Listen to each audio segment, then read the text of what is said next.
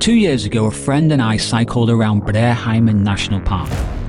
Okay, when I say cycled, there was a serious hiker bike section, which we totally underestimated. A road! But memories fade, and adventure is always burning on. You see, Breheim has an older brother called Jotunheimen. 1,200 square kilometres of more rock, ice and tundra. There are roads that go all the way around Jotunheimen,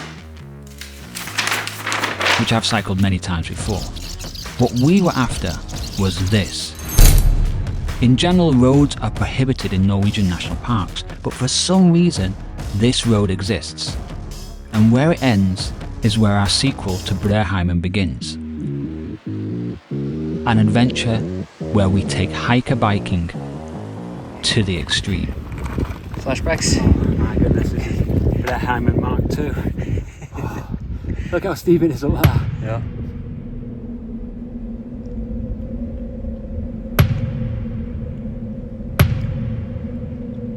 2 Stupid Guys Part 2.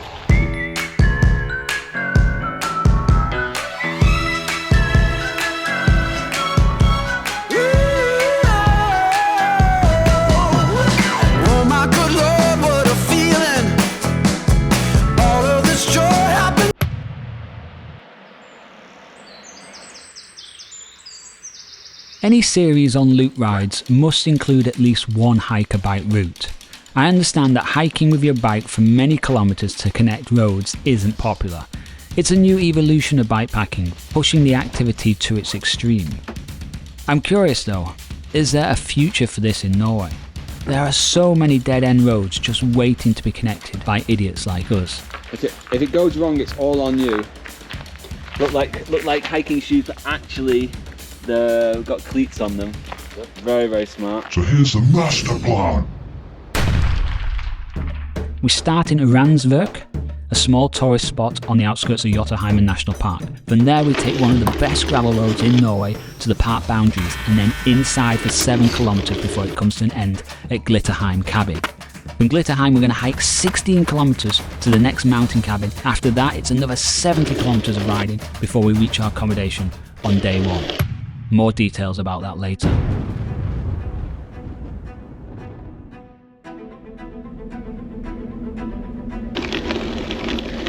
Not bad at all.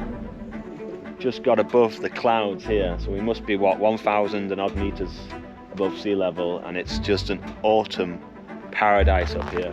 We'll show you this later, this little baby here. Always surprises you, Norway.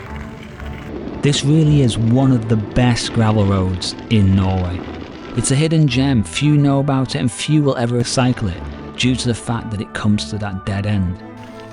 Now the footage might look good, but trust me, it is nothing compared to what it's like being there. It is so wild and open, and right now we're around 1,200 meters above sea level, but just on flat roads. Seriously, this is as good as it gets for gravel paradise. Adventure begins. After around 30 kilometres of cycling, we finally reached the gate to the national park. So we now reached the end of the road for cars. No more cars are allowed to go past as we head towards the Hitter at the bottom of Bikepacking mountain. And what you can do is you drive up and then you can just pick up a bike. There's no locks on them, you just grab a bike, grab a helmet and then cycle the 7 kilometres to the Hitter, and then people walk up the mountain. But I mean, we just cycled that road and it was incredible. I mean, the thought of driving it in a day like this would just shivers down my spine. But you know, if you want a different helmet, just help yourself to a new helmet. Or if I want a different bike, just help yourself to a new bike. But I think my Fara all-road bike is a little bit better than these bikes. I might be wrong, but I think I'll stick with the Fara today. So yeah, it's bike heaven here. Welcome to Norway. So I took a photo and this turned out to be the most popular photo on my Instagram account. Over 450 likes. I thought probably that's the most anyone's ever got for a cycling photo. But then I went on to Instagram to check it and it seems that every girl in Lycra has more likes. There's even a girl in an elevator with more likes. And then I discovered this one, it has over 14,000. I'm like, how is that even possible? And then I realised it's got to be the horses. So I republished mine with a little bit of Photoshop editing and boom, over 250 million likes. So we reached a cabin where the road comes to an end, and the first thing you must do is make sure you put your bike in the right pile, or some cheeky bugger's going to cycle it back to the car park. And they're not short of bikes here, that's for sure. Now, I've never hiked a bike for 15k's before. Last time we did was 10k's, and that was hell on earth. But I've been promised that this is going to be a lot easier to hike. So all my faith here is in Eric. 15k's. It all depends on your skills, not the... All my strength as well. So you have two routes available. One is over Glittertin, Norway's second highest mountain. The other one is a little bit lower down. That's 16 kilometers, and on either side there are mountain cabins, and the plan was to eat at both of them. But the first one, Glitterheim, breakfast had stopped serving, so we had to head out only with energy bars. There he goes. I wouldn't say this is Now Eric believed we could cycle the first part, but this wasn't going to last long on an all-road bike.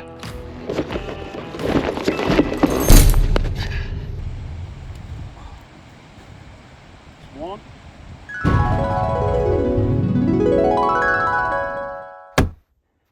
Was this a stupid idea?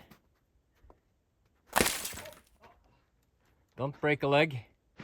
So last year when we hiked Breheim, and carrying your bike for 10 kilometers on your back and shoulders was horrible to say the least, and by the end my arms felt like they were dropping off. But in 2023 Restrap created the perfect solution, and they sent me two over to test out. Really comfortable. Carry the bike, and while it's not loaded at the moment, I'd be more than happy to walk up the hill with the bike strapped to my back. 2. Hands free. 15k's. Let's see what happens.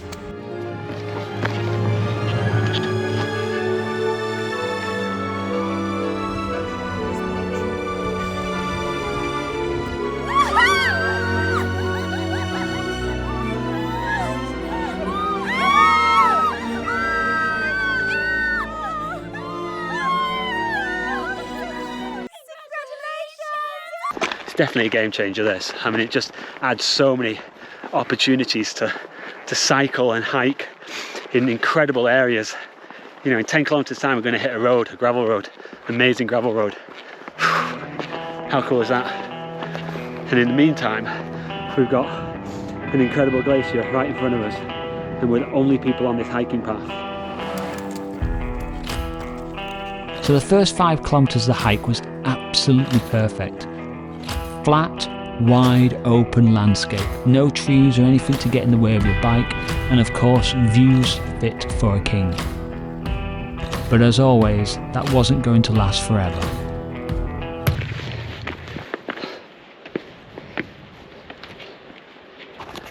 Nothing is ever straightforward in the Norwegian mountains.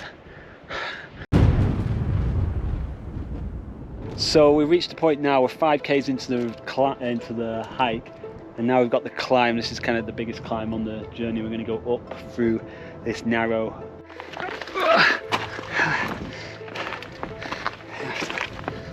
The hard part is trying to get your bike around the rocks. So you really have to walk like a crab at certain points and walk sideways. Ow, ow, ow, ow. Flashbacks. My goodness. Breheim Mark II. Look how steep it is up there. Yeah.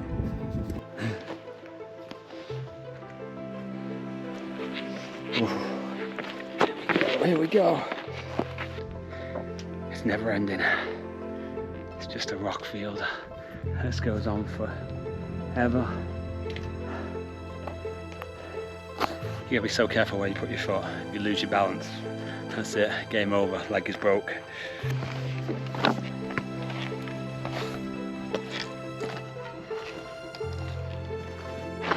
We were hoping it might ease off with the rocks and become a little bit more grassy, the terrain, but it's like a boulder field here. And it's very, very slow going, walking with your bike.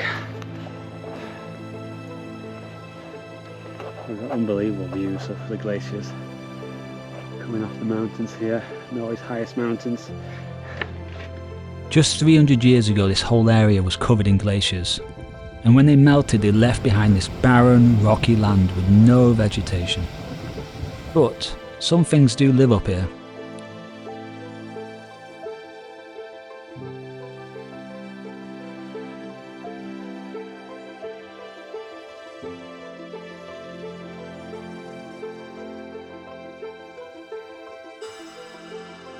We were going at a reasonable pace and even overtook a couple that we met along the way.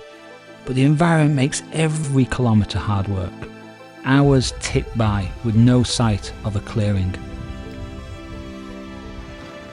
We've done about 12 k's right now. So tired, it's unbelievable. 3 k's to go, which we estimate maybe an hour if we're lucky. It's kind of descending off this mountain plateau. Eventually, after 7.5 hours of hiking, we see the promised land. 14.5 kilometres gone and we see a road. Not just any old road, a beautiful gravel road. We also see glaciers, waterfalls, incredible river, a majestic valley with high peak mountains. And why are you pointing the camera on yourself, Matthew? Just turn it around, baby. Turn it around. Oh my God. That is phenomenal. Oh.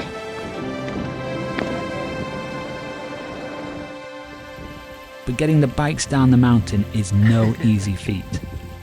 How mad are you at me from a scale to 1 to 10? Well, that made Breheim look easy. God, that was mental. Absolutely look mental. God, if you told me to walk up there with my bike, I'd tell you to go f yourself. Oh my God. Yeah. It's not gravel. It's not gravel either. Tarmac. I'm not going to complain, that's for sure. I don't even know if I can remember how to ride a bike now. Once again, we were supposed to get some food at Spitterstuen's mountain cabin, but we were way behind schedule. We had to push on. Lajavasbu, our cabin for the night, was 70 kilometres away, and the kitchen closed at 10 PM, where we had already booked and paid for a meal. I can't describe to you the feeling of only eating energy bars the whole day while burning vast amounts of calories. All you want is a real meal, and every bar you consume becomes harder to digest. We've got 13 k's left on a gravel road through this valley now.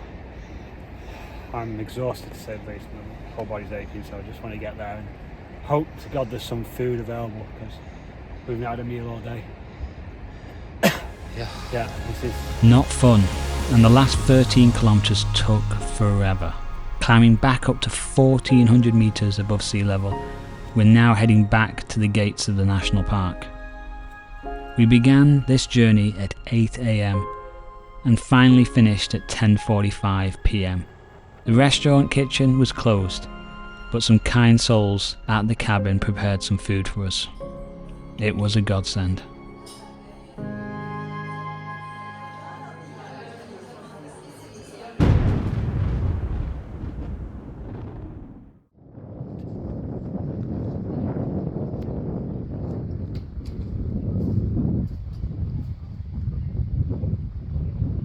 Ready for round 2?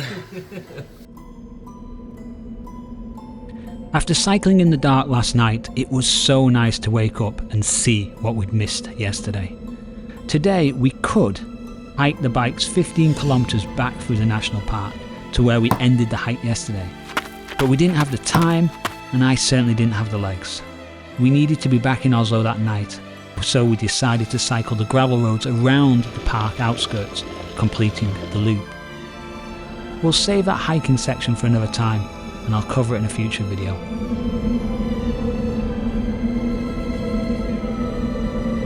This road used to be gravel, but it seems they've paved it over this year. Regardless, it's spectacular, especially when you're descending with a tailwind.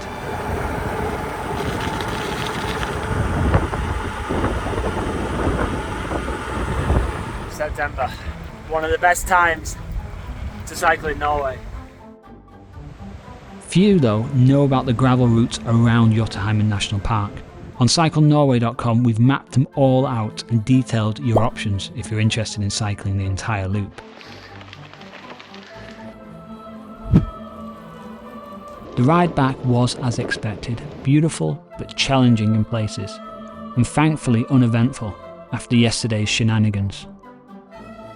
But as we rode the quiet and peaceful gravel roads back to the starting point, the hike-a-bike concept was on my mind. How far is too far? Who can do this? Who wants to do this? Norway for years has been a hiking paradise. And as you saw on day one, there are hiking cabins fully facilitated all over the country. Everything is already set up for a bike and hike adventure. All you need is a harness, and you have endless opportunities.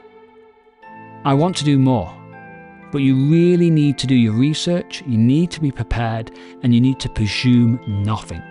Yesterday would have been far more manageable if I had brought real food with me and shortened the cycling section. A 15-hour day is not appropriate if you're going to plan multiple days. But with no market set up for this yet, you have to be that guinea pig, the one that tests the limits and sees what is possible. One thing is for certain, this is not going to be the last time I use a hike-a-bike harness. There's certainly more videos to come. Thanks for watching, let me know your thoughts, I'll see you in the next one.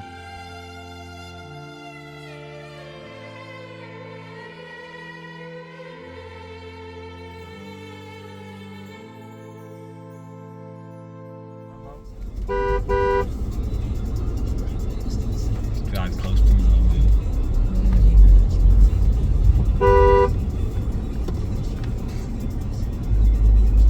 The smartest one sit down? No, definitely not smarter. Oh, come on.